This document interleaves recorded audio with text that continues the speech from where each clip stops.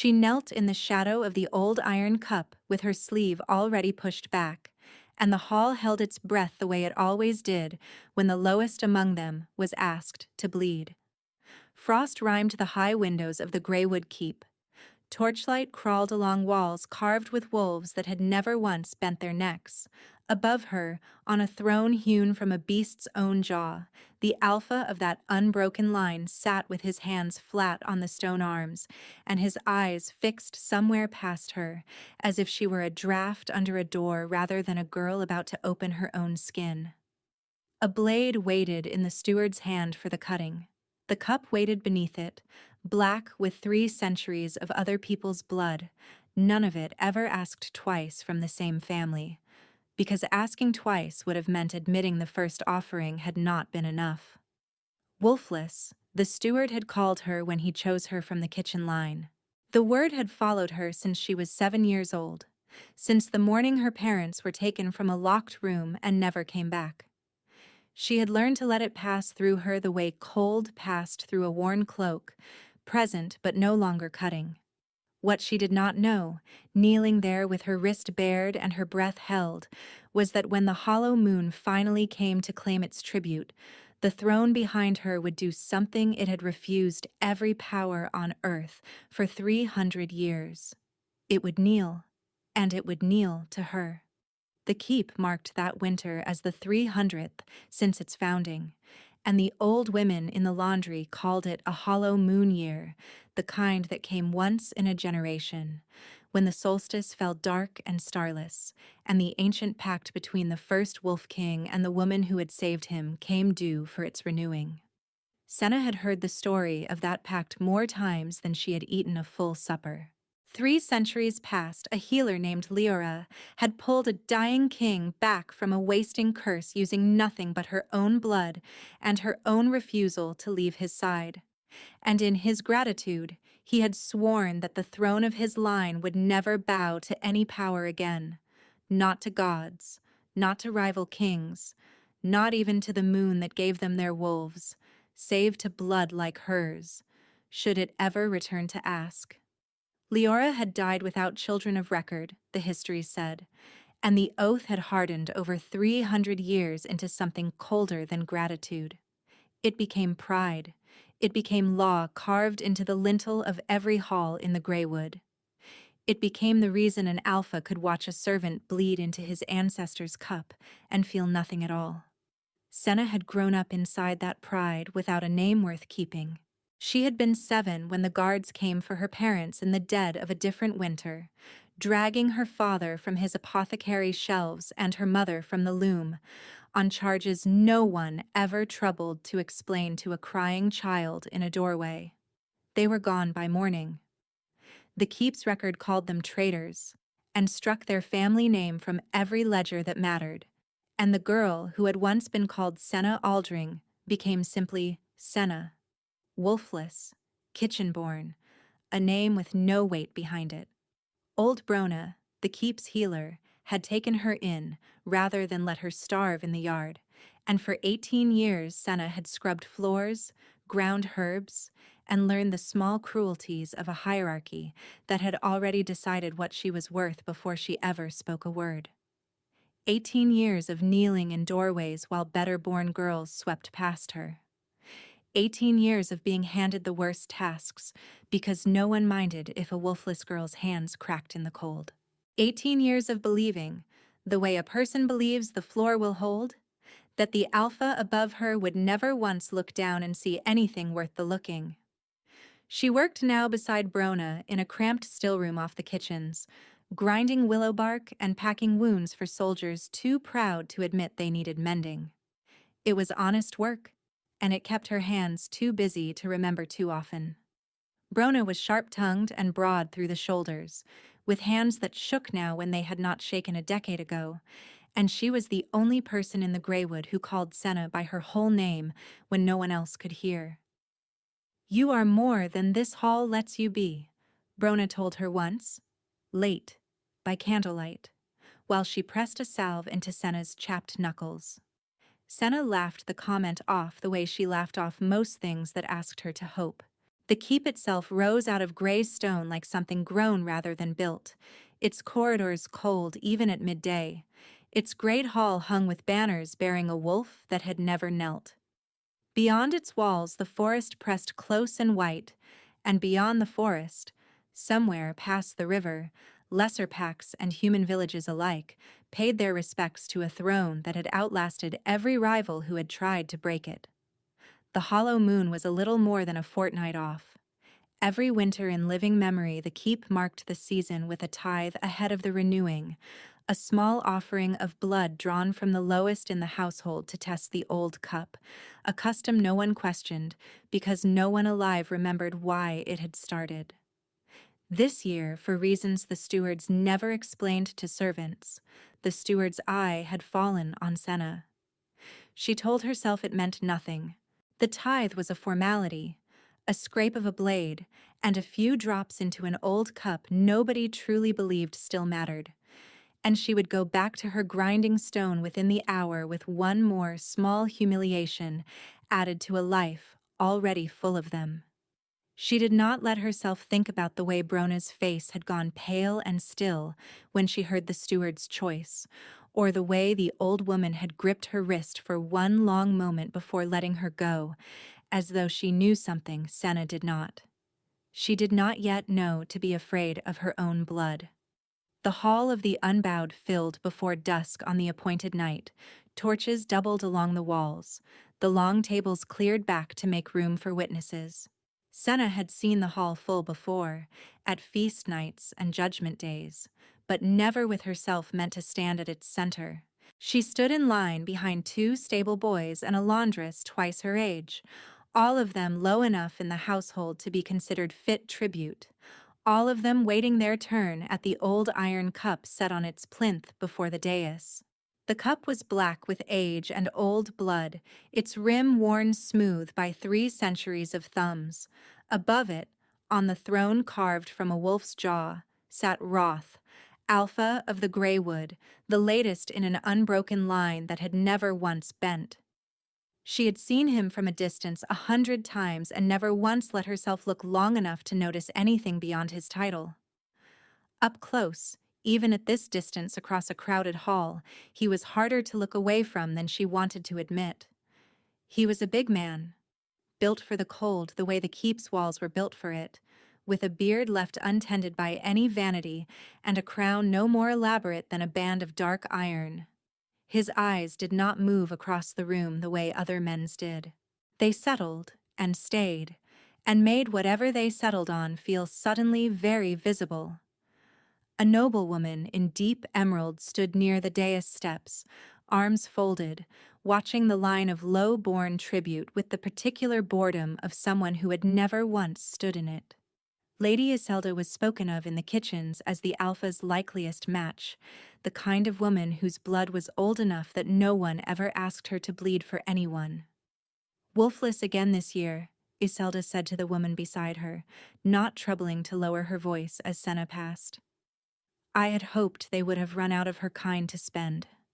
The words landed the way they always did, a small cut in a place already scarred over.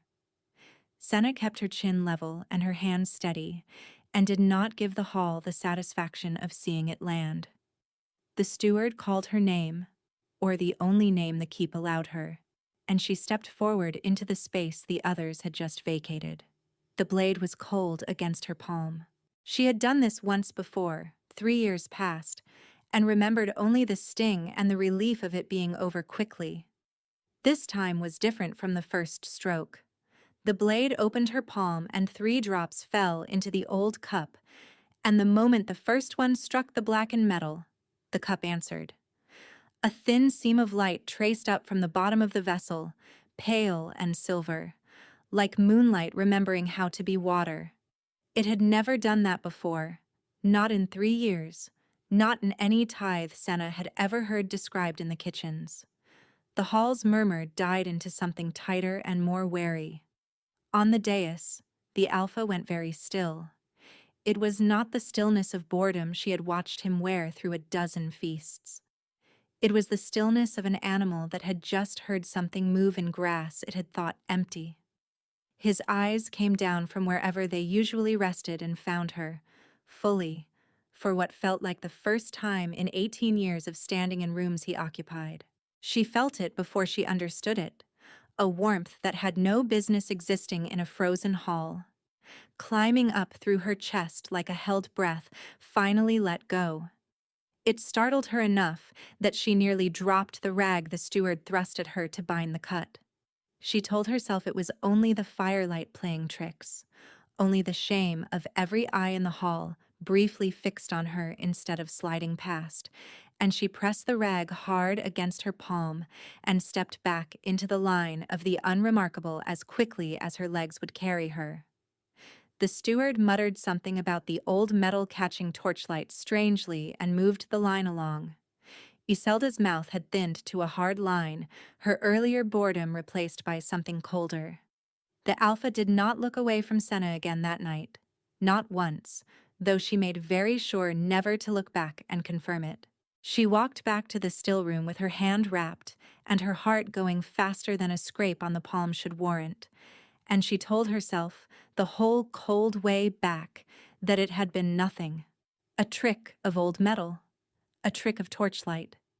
Nothing a wolfless girl's blood could possibly mean to a throne, 300 years too proud to ever bend for anyone. She did not yet let herself believe otherwise. Word of the cup's strange light did not stay contained to the hall. By the next morning it had run through the kitchens twice over, each retelling stranger than the last, until the stable boys swore the whole vessel had glowed like a second moon, and the laundress claimed she had seen the Alpha rise half off his throne. Senna ground her willow bark with her bandaged hand and said nothing, and hoped the talk would burn itself out the way kitchen gossip always did within a few days. It did not burn out fast enough. 2 mornings later, a guard she did not recognize came to the still-room door and told her, without explaining why, that the Alpha required a healer sent to his chambers, and that the steward had named her for the errand. Brona's hands had gone still over her mortar at the words. "I will go in her place," Brona said. The guard's answer was short.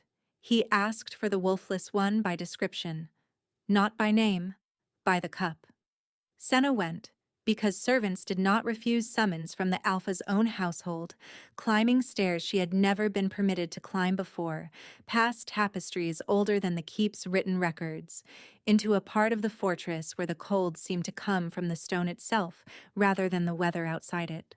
She found Roth alone in a chamber lit by a single fire, a gash along his forearm from some hunting mishap that should have closed itself within the hour for a man of his blood, and had not.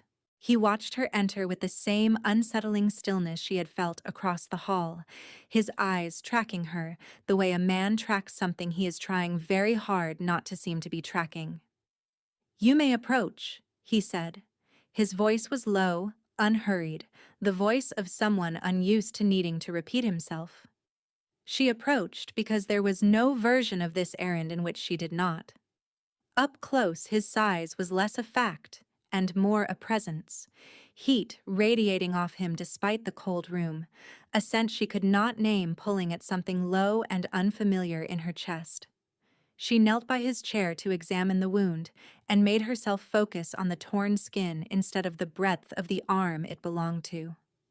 The cut should have closed, she said, before she remembered she was not owed an opinion in this room. It should have, he agreed. It has not, for 3 days now. She packed it with yarrow and pressed linen over the binding, and her fingers brushed his forearm in the doing of it, and the spark that crossed between them at the contact was sharp enough that she nearly pulled back before she caught herself. He did not flinch from it. He watched her hand on his arm the way he might have watched a wound that had finally begun, against all reason, to close. "Tell me your name," he said. She gave him the only one the keep allowed her, and watched something flicker across his face that she could not read, gone before she could name it. "That is not the name I asked for," he said.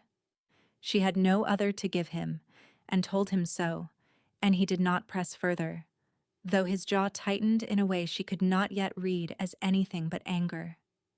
She finished binding the wound and rose to leave, and at the door his voice stopped her. "The cup has never answered like that before," he said. "Not once in 3 centuries." She did not know what answer he wanted, and gave him the only honest one she had. "Then it was a fluke of old metal, my lord, and nothing worth a king's attention." His eyes held hers a moment too long for the answer to have satisfied him. "You will be sent for again," was all he said, and she left before either of them could decide what that meant. She did not understand, walking back down through the cold stairwell, why her hand still burned faintly where it had touched his arm, or why some small unguarded part of her had wanted, against every instinct 18 years of dismissal had built into her, to stay in that room a moment longer than duty required. The next crack came 3 days later in the yard, when a guard raised his hand to a young footman over a dropped tray, and Roth crossed the yard faster than a man his size should have been able to move, and put himself between the guard and the blow before it ever landed, without a single word of explanation. The yard went silent.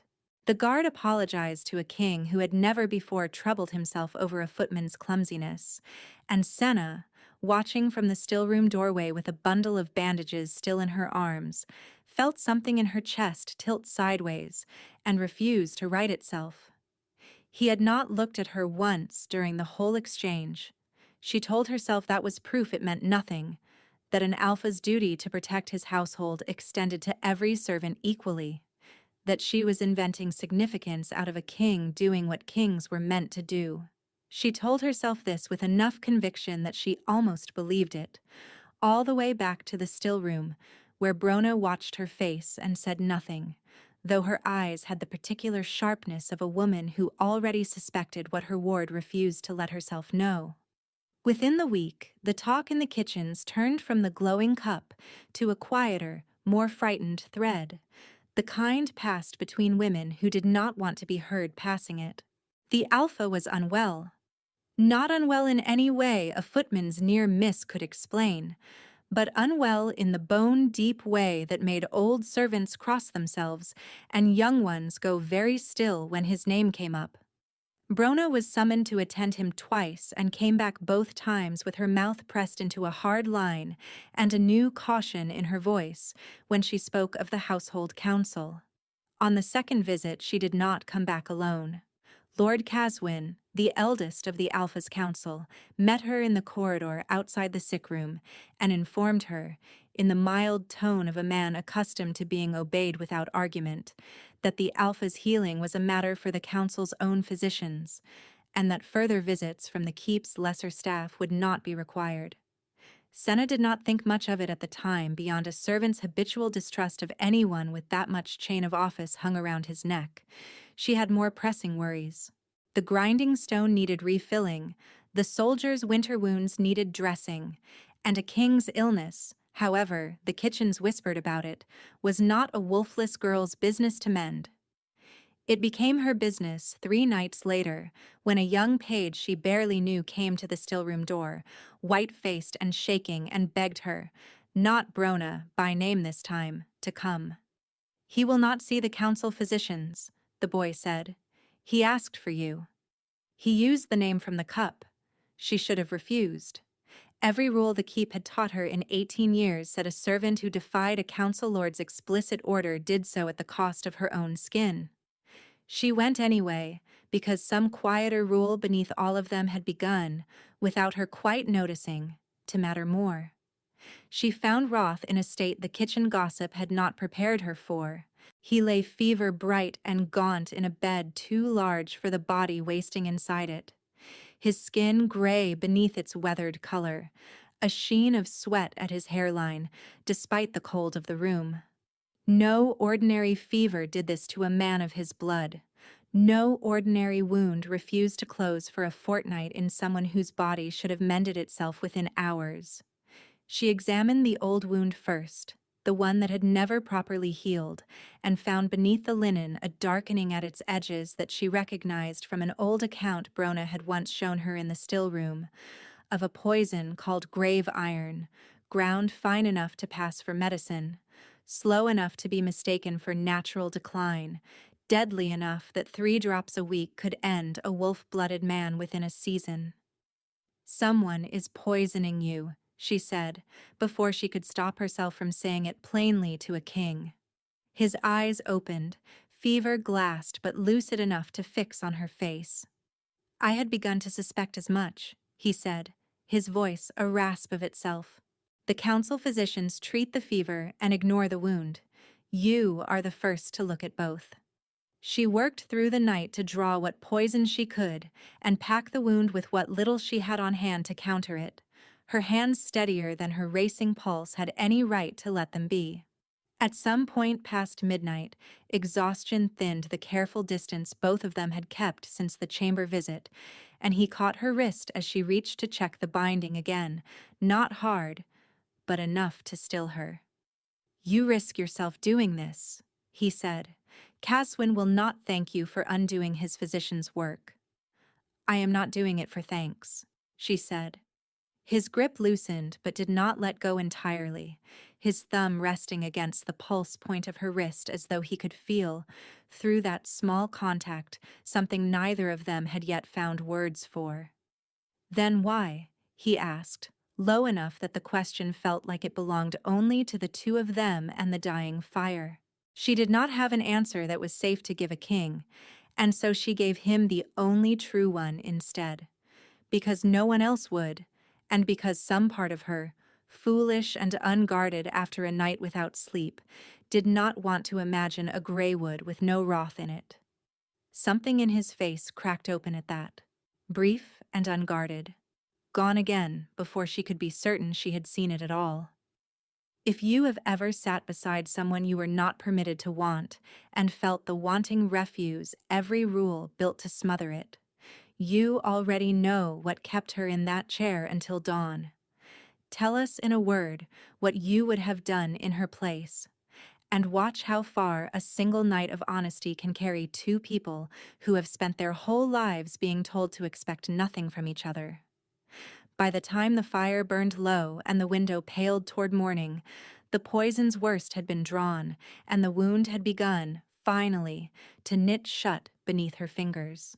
He slept, fitful but breathing easier, and she sat in the chair beside him long after her work was done, watching a king's face go slack and almost young in sleep, and let herself, for one unguarded hour, want something she had no business wanting. She left before the council physicians arrived for their morning rounds, slipping back through cold corridors to the still room before anyone could mark how long she had been gone. Brona took one look at her face and did not ask where she had spent the night, though her eyes carried the same old weight they had carried since the tithe. 2 days later, at a council dinner she had no business attending but was summoned to serve at, Lady Iselda found a fresh occasion to remind the hall of what Senna was. A wolfless healer's girl playing nursemaid to a king, she said to the table at large, loudly enough to carry, as though the alpha's bed required less skill to tend than a stable. "I wonder what she imagines she is owed for it." Senna kept her eyes on the wine she poured and said nothing, though the words landed harder this time than they had at the tithe, because some small traitor part of her had begun, despite every instinct telling her not to wonder the same thing. She might have let the dinner's cruelty pass the way she let all the others pass, had she not, on her way back to the kitchens with an armful of empty trenchers, overheard a voice she recognized through a half-open council door. 3 drops a week will not kill him before the hollow moon, Caswin was saying, low and unhurried, the way he said most things that mattered. After the renewing, when the council declares him too weak to preside, the regency falls to me by law, and the girl's blood becomes a complication easily explained away. An accident, a fever of her own. A second voice, one Senna did not know, asked something too quiet to catch. "The Aldring line was supposed to end 18 years ago," Caswin said. "If the old pact's exception clause is real, if her blood is what the cup says it is, then the throne owes its bow to her line and not to mine through marriage. I did not spend 2 decades burying that name to watch it climb back out of a scullery.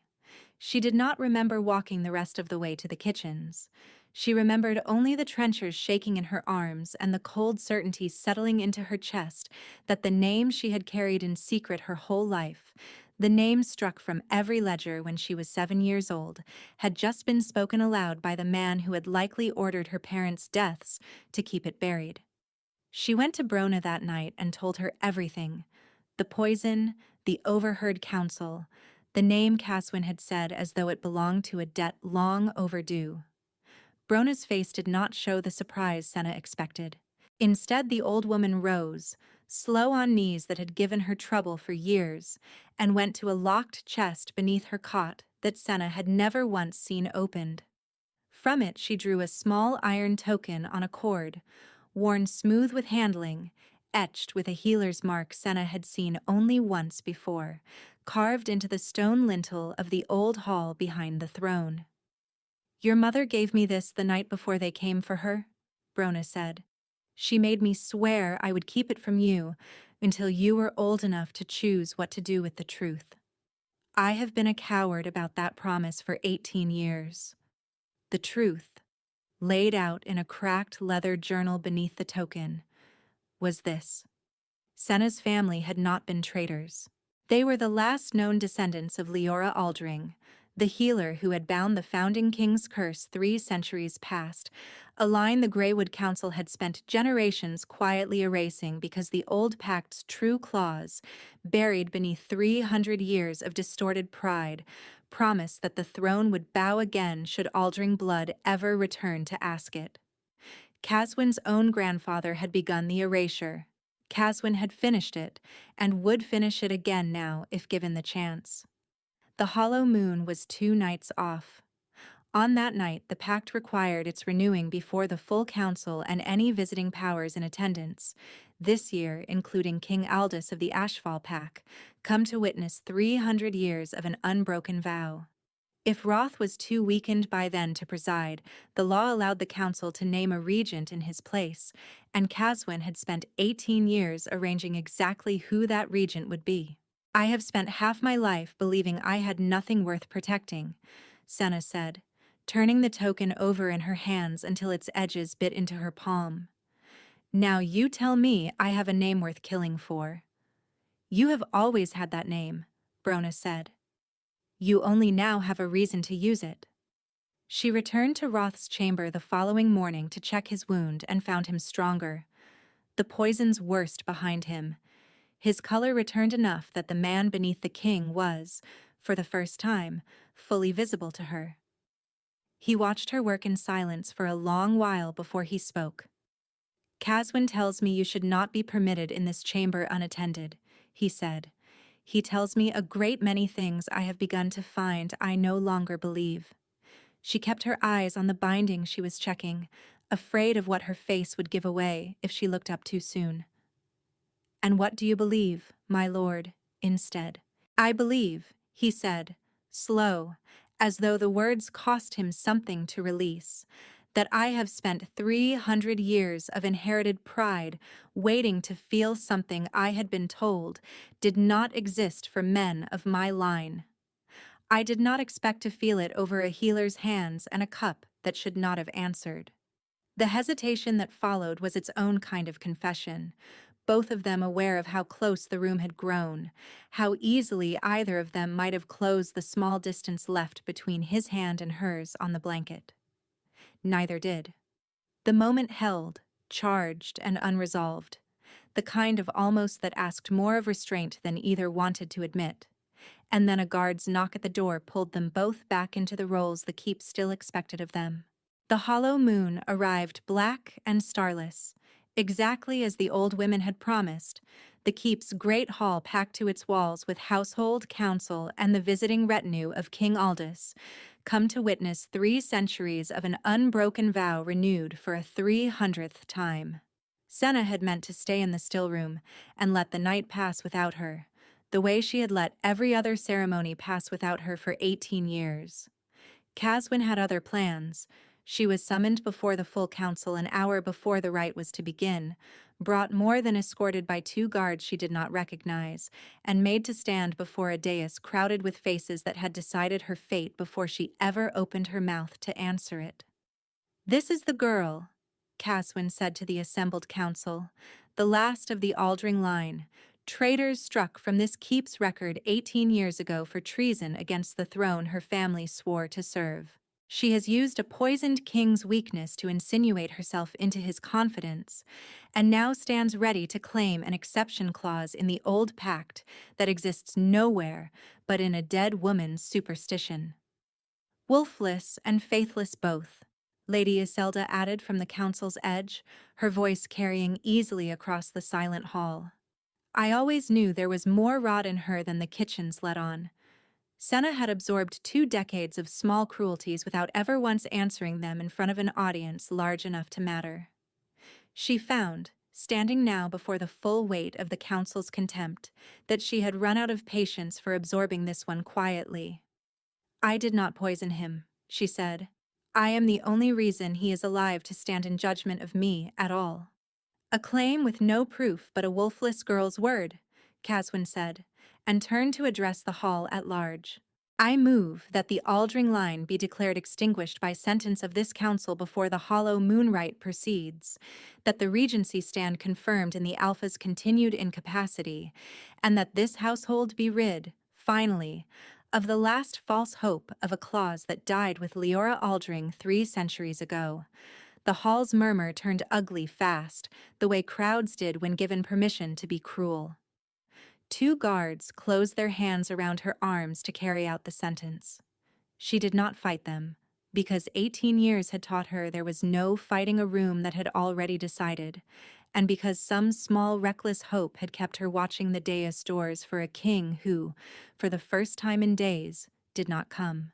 He did not come because, as she would learn within the hour, Caswin had ensured one final dose reached him that morning, enough grave iron to undo a fortnight's healing in a single afternoon, timed precisely to leave him too weakened to preside over his own council's verdict. They brought her to the dais itself to make an example of the sentence, the same stones where she had knelt 3 nights past to bleed into the old cup, the same hall full of the same faces that had always decided before she opened her mouth exactly what she was worth. The cup sat black and silent on its plinth, unlit, as if even it had given up answering for her. A side door scraped open, and 2 of Roth's own guards carried him in rather than walked him, his color gray again, his eyes fever-glassed, barely able to lift his head enough to take in the scene the council had arranged in his absence. Gar, his second, half carried him toward the throne and lowered him into it with the careful grief of a man watching something irreplaceable slip away. 300 years unbowed, Caswin announced to the hall, his voice swelling with the particular satisfaction of a man certain he had finally won.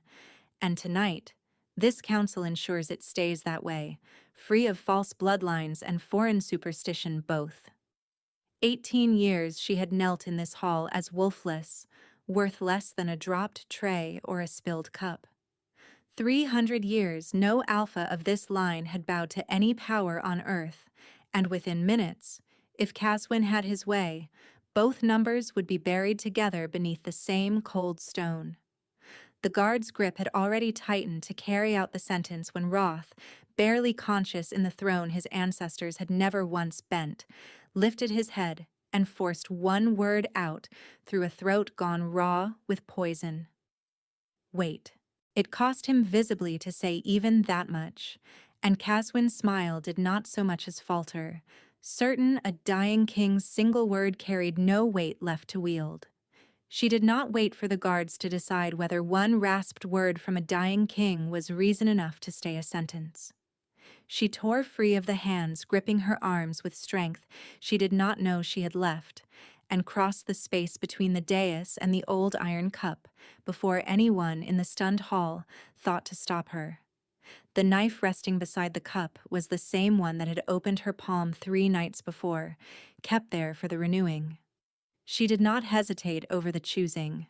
She drew it hard across her own hand, deeper than any tithe had ever asked, and pressed the wound flat against the cold metal of the cup, and let her blood fall into the vessel not as tribute this time, but as a question asked of 300 years of buried truth. The hall went silent the way it had gone silent once before, except this time the silence had teeth. Light tore up through the old cup, no longer the thin, uncertain seam it had shown 3 nights past, but a column of pale fire that climbed toward the rafters and turned every stunned face in the hall the color of moonlight on snow. The wolves carved into the walls seemed, for one impossible moment, to lift their stone heads. On the throne, Roth's eyes snapped fully open. Whatever grave iron still moved sluggish through his blood, it could not hold against whatever the cup had just answered. He rose from the throne his ancestors had defended for 3 centuries, unsteady at first, and then less so with every step. Color flooding back into a face that had been gray an hour before, until he stood at the foot of the dais with the cup's light still climbing between them and Senna's blood still falling, drop by deliberate drop, into the vessel that had waited 300 years to be asked the right question by the right hand. She had expected fear in that moment, or triumph, or some clean, simple feeling a story might have promised her. What came instead was only a held breath, hers and the whole hall's together, waiting to see what an unbowed throne would do when finally, after 3 centuries, it was asked to choose between its pride and the blood that had once saved it. Roth went to his knees before her. He did it slowly, deliberately, the way a man does something he has decided rather than something done to him. And the iron circlet on his brow caught the cup's light as he bent. A king who had never once bowed to gods or rivals or the moon itself knelt now on cold stone before a wolfless healer's girl. His head bent, his hand reaching to close gently around the one she still held, bleeding above the cup. I have spent 300 years inherited, and 3 weeks earned learning the difference between pride and truth, he said, his voice rough but steady enough now to carry to every corner of the silent hall. I kneel to the blood that saved my line once and saved me again, and to the woman it belongs to, whatever name this keep tried to take from her. It was not a long speech. It did not need to be. The hall heard it the way a held breath finally let go is heard, and one by one, beginning with Gar and rippling outward through the council, through the visiting Ashfall retinue, through servants who had never once knelt for anyone, and nobles who had never once knelt for anything less than a king, the assembly went down onto the same cold stone Senna had bled on 3 nights before. Lady Iselda was among the last to bend, her composure cracking visibly before it did, and even she, in the end, found she had no ground left to stand on that the cup's light had not already claimed. Only Caswin remained upright, his face gone the color of old ash, the careful architecture of 2 decades of scheming collapsing around him in front of every witness who mattered. "You forged the charges against her family," Gar said, rising again with his hand already on the council lord's shoulder, his voice carrying the particular finality of a man who had just understood exactly how long he had served a traitor without knowing it. "You poisoned your own alpha to seize a regency that was never yours to claim." Caswin did not deny it. There was no longer a room left in which denial would have served him. He was stripped of his chain before the full assembly, his name struck from the council rolls with the same finality his own hand had once used to strike the Aldring name from the keep's ledgers, and led from the hall under guard to answer to the old law of treason that 300 years of pride had never once needed to enforce against one of its own. The hall did not watch him go with pity. It watched him go the way a household watches a rot finally cut free. Senna barely felt the binding Brona press to her hand a moment later. Her attention caught entirely on the king still kneeling before her, his thumb tracing slow and careful over her bleeding palm, as though memorizing the shape of the wound that had undone 3 centuries of inherited certainty. The hall held its silence a moment longer, full and reverent, before Roth rose and drew her up with him, and the watching assembly understood, without needing the words spoken aloud, exactly what they had just witnessed change. By the time Spring finally remembered the Greywood that year, the iron tithe blade had been retired to the old chapel behind the throne, its work done, its 3 centuries of small, cruel offerings no longer required of anyone. Senna kept the small iron token Brona had given her on a cord at her wrist now instead of hidden beneath a cot, no longer a secret worth dying to protect. The hall called her Luna now, when it called her anything at all, though she still found Brona in the still room most mornings, still ground willow bark beside her out of habit rather than need. The old woman's hands steadier these days than they had been in years. Roth's scar from the wound that would not heal had faded to nearly nothing, though he kept, without ever explaining why, the habit of resting his palm briefly over hers whenever they crossed a threshold together, as if some part of him needed the reminder that the blood which had once brought him to his knees was still, against every inherited certainty he had carried for 300 years, freely and entirely his to keep.